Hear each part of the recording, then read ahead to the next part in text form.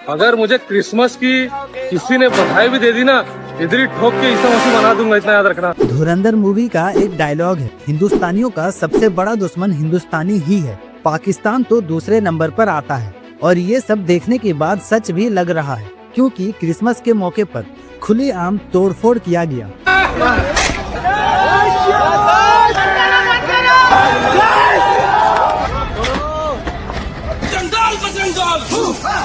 खुलेआम धमकी दी गई। मनुस्मृति है, उपनिषद है, हम कोई भी क्रिश्चियनों का बाइबल को फॉलो नहीं करेंगे। Am I clear? और फुल एनिमल वाइब में वार्निंग भी दिया गया। अगर मुझे क्रिसमस की किसी ने बधाई भी दे दी ना, इधर ही ठोक के ईसा मसीह बना दूंगा, इतना याद रखना। आयरनी तो ये है कि ना कोई FIR हुआ, ना कोई गिरफ्तार हुआ और ना ही कहीं हमें पुलिस दिखाई दिया। ऐसा लग रहा था मानो इंडिया का लॉ एंड ऑर्डर पाकिस्तान जैसा हो गया है। वैसे पाकिस्तान से याद आया कि पूरी दुनिया ने हिंदू एक्सट्रीमिस्ट को बुरा कहा, वहीं पाकिस्तान ने भी खूब मजे लिए। गजब बेइज्जती है। इतना सब कुछ होने के बाद भी हमारे मौन मोदी जी ने एक शब्द नहीं कहा, जैसे वे हमेशा करते हैं। लवणे न भोजन। लेकिन खुद को सेकुलर दिखाने के लिए चर्च चले गए, क्योंकि ऐसे नाटक करने में वे माहिर है। हिपोक्रेसी की भी सीमा होती है। तो सवाल ये है, क्यों हमारे देश में कम्युनल हेट बढ़ रहा है, क्यों ऐसी चीजें खुलेआम किया जा रहा है, और क्यों मोदी सरकार ऐसे घटनाओं पर हमेशा चुप रहते हैं। चलिए देखते हैं। मध्य प्रदेश के जबलपुर में क्रिसमस के मौके पर बच्चों के लिए हर साल लंच का आयोजन किया जाता है, लेकिन यह बात बीजेपी के जबलपुर वाइस प्रेसिडेंट अन्नू जी को अच्छा नहीं लगा और वहां ये सब रोकने पहुंच गए, यहाँ तक कि हाथापाई भी की। शायद इनका मकसद सबको डराना था, और डराने में ये भाई साहब भी कम नहीं है। मैं ये पूछना चाहता हूँ मिस्टर फादर से, चर्च का फादर से मैं पूछना चाहता हूँ कि जीसस क्राइस्ट का ग्रंथ का नाम बताओ। इसमें कोई ग्रंथ करके नहीं है भैया। हाँ, क्या है? द गॉस्पेल ऑफ जॉन, वो सब क्या चीज है? बाइबल क्या चीज है? धार्मिक ग्रंथ है। ये कहाँ से मैन्युफैक्चर हुआ है? जस्ट टेल मी कहाँ से मैन्युफैक्चर हुआ है?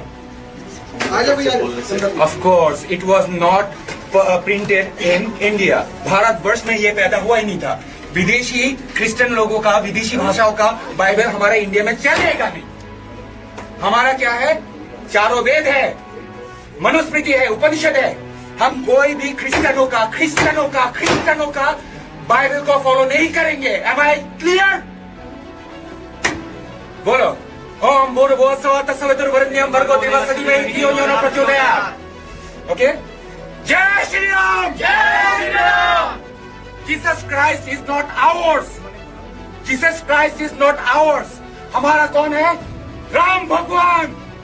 Am I right? इसने कहा बाइबल को फॉलो नहीं करेंगे, क्योंकि ये राम भगवान को मानते हैं। लेकिन ये जो अभी कर रहा है, मुझे नहीं लगता राम भगवान को भी फॉलो करता होगा, क्योंकि ये हिंदू है ही नहीं। ये तो बांग्लादेश का सुन्नियुर रहमान है और इलीगली इंडिया में रह रहा है। माथे पर टीके का पावर देख रहे हो आप? ये तो छोड़िए, पावर दिखाने के लिए VSP एक्टिविस्ट ने आसाम के एक स्कूल में तोड़फोड़ किया और चीजों को जलाया भी। रायपुर से भी सेम फुटेज वायरल हुआ था। कुछ लोग तो चर्च के बाहर ही हनुमान चालीसा पढ़ने लगे।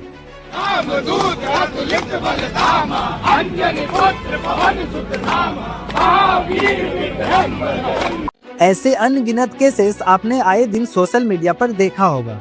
हैरानी की बात यह है कि हर साल ऐसे घटनाओं की संख्या बढ़ती जा रही है, और इस साल तो इन लोगों ने हद ही पार कर दिया है, जिसके बाद प्रधानमंत्री मोदी अपना इमेज बचाने चर्च चले गए, लेकिन ऐसे घटनाओं पर एक शब्द नहीं बोलते हैं। दुनिया में कहीं कुछ भी हो जाए, सबसे पहले इनका ट्वीट आ जाता है। लेकिन भारत में खुलेआम आतंक फैलाया जा रहा है और हमारे PM का एक ट्वीट देखने नहीं मिलता है। देश में अरावली एक नेशनल लेवल इशू बन गया है। मोदी जी एकदम चुप है। बलात्कारियों को बेल मिल रहा है, मोदी जी एकदम चुप है। फॉरेन पॉलिसीज ठप हो गया है, लेकिन मोदी जी एकदम चुप है। बांग्लादेश में हिंदू लिंच हो रहा है, मोदी जी एकदम चुप है। रुपया गिर जाए, GDP बर्बाद हो जाए, नेशनल लेवल का स्कैंडल हो जाए, मोदी जी को कोई फर्क नहीं पड़ता है, क्योंकि मोदी जी ने सबको आत्मनिर्भर तो बना ही दिया है। भारत की जनता अपना प्रॉब्लम्स खुद ही सॉल्व कर लेते हैं, ये सरकार का काम थोड़ी है। सरकार का काम है कम्युनल राइट्स को बढ़ावा देना, क्योंकि बीजेपी नेता हेट स्पीच देने में कोई कसर नहीं छोड़ते हैं। जून 2024 से जून 2025 तक भारत में लगभग 947 कम्युनल इंसिडेंट हुआ है। इसमें हेट स्पीचेस के साथ साथ मॉब लिंचिंग और रिलीजियस जगहों पर अटैक हुआ है, जिसमें मुस्लिम और ईसाई कम्युनिटी को सबसे अधिक निशाना बनाया गया है। आए दिन मॉब लिंचिंग होते रहता है और लोगों की मौत भी होती रहती है, और इन सब का सबसे बड़ा कारण है हेट स्पीचेस, जो किसी विशेष समुदाय के खिलाफ दिया जाता है। हिंदुओं के घरों और दुकानों में आग लगाता है, तो मैं नहीं मानता हूं कि आपको इन सब कृत्यों को करने, इस प्रकार के कृत्य करने से कोई रोकता है। झारखंड में भारतीय जनता पार्टी की सरकार बन रही है। एक एक घुसपैठियों को चुन चुन कर निकालने का काम भारतीय जनता पार्टी। ऐसे काम करने में बीजेपी के नेताओं ने पीएचडी किया हुआ है। इंडिया हेट लैब का रिपोर्ट है 2024 में 1165 हेट स्पीचेस रिकॉर्ड किया गया था, जो 2023 से 74% अधिक था, और इसका 80% से अधिक सिर्फ बीजेपी गवर्नर स्टेट में दिया गया था। बीजेपी ने खुद 340 ऐसे भाषण वाले इवेंट ऑर्गेनाइज किए थे।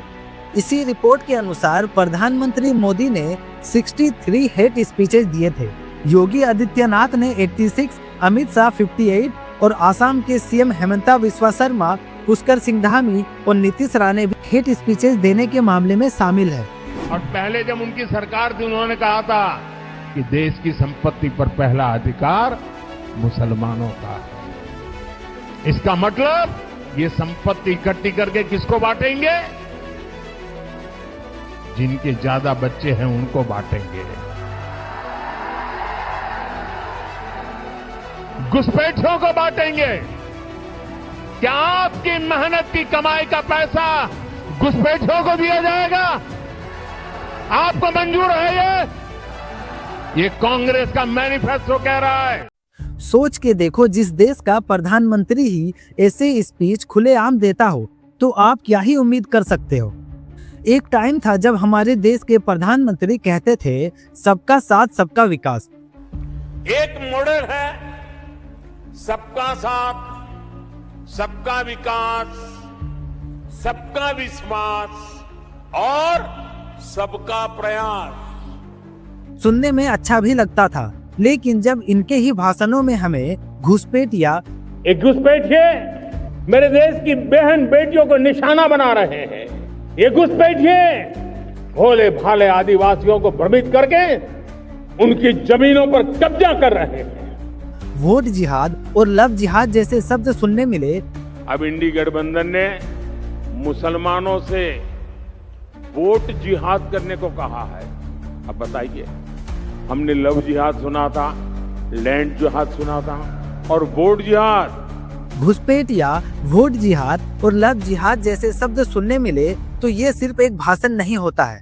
ऐसे भाषण दंगाइयों को बढ़ावा देता है, और ऐसे भाषण देने के बजाय सिर्फ इतना कहते कि किसी भी धर्म और समुदाय के खिलाफ नफरत देश विरोधी होगा और ऐसे करने वालों पर सख्त एक्शन लिया जाएगा, तो शायद क्रिसमस में तोड़फोड़ नहीं होता।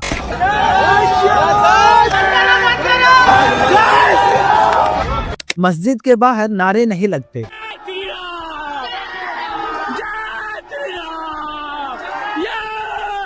चर्च के बाहर हनुमान चालीसा नहीं पढ़ा जाता।